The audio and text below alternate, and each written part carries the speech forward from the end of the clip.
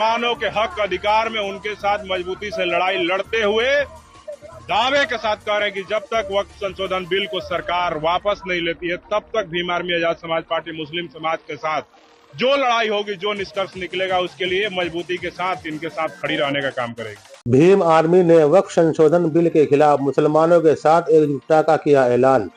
Bhim army के नेताओं ने वक्फ संशोधन बिल 2025 के खिलाफ अपनी आवाज बुलंद करते हुए मुस्लिम समुदाय के साथ कंधे से कंधा मिलाकर लड़ने का संकल्प जताया है। संगठन के एक प्रमुख नेता ने कहा, मुसलमानों के साथ कंधे से कंधा मिलाकर तब तक लड़ेंगे जब तक वक्फ संशोधन बिल सरकार वापस नहीं लेती। इस बयान के साथ ही भीम आर्मी ने इस विवादास्पद विधेयक के खिलाफ खुला समर्थन मुस्लिम समुदाय को देने का ऐलान किया है। नेता ने आगे कहा कि ये बिल संविधान के मूल्यों के खिलाफ है और इसे वापस लेने के लिए वो सड़कों को उतरने को तैयार है। इस घोषणा के बाद से देश भर में इस मुद्दे पर चर्चा तेज हो गई है।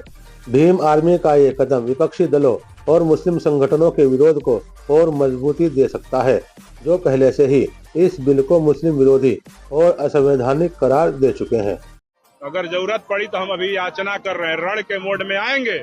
हम आपको कह रहे हैं कि महाबोधि महाबिहार पे जिस दिन कब्जा करने की बात होगी, एक बार भीम आर्मी आह्वान करेगी। हमारे समाज की युवा इतने मजबूत हैं तो वहां से पंडे पुरोहितों को इज्जत से नहीं बेइज्जत करके उखाड़ करके भगाने का काम करें। मुसलमानों के हक अधिकार में उनके साथ मजबूती से लड़ाई लड़ते हुए दावे के साथ कह रहे हैं कि जब तक वक्फ संशोधन बिल को सरकार वापस नहीं लेती है तब तक भीम आर्मी आजाद समाज पार्टी मुस्लिम समाज के साथ जो लड़ाई होगी, जो निष्कर्ष निकलेगा, उसके लिए मजबूती के साथ इनके साथ खड़ी रहने का काम करेगी। मैं आपको बता रहा हूँ कि निर्णायक लड़ाई है। अपनी बौद्ध विरासत जो दुनिया में ऐतिहासिक विरासत है, तमाम जो बौद्ध कंट्री है उन लोगों का आस्था का सवाल है, उसको नीतीश कुमार नजरअंदाज कर रहे हैं, नरेंद्र मोदी नजरअंदाज कर रहे हैं। उसको कतई हम लोग बर्दाश्त नहीं करेंगे। और कभी महिलाओं को छूते हैं, कभी मंत्री का सर टकराते हैं, कभी राष्ट्रगान पे ताली बजाने लगते हैं, कभी नारा लगाने लगते हैं।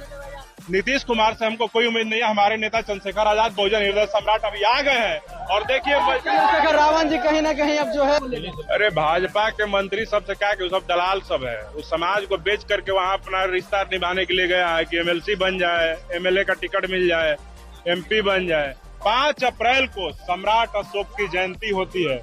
उस दिन चंद्रशेखर आजाद जी के आह्वान पे भीम आर्मी और आजाद समाज पार्टी के जो कार्यकर्ता हैं वहां पे लाखों के संख्या में महाबोधि महाबिहार को मुक्त कराने के लिए पंडे पुरोहितों से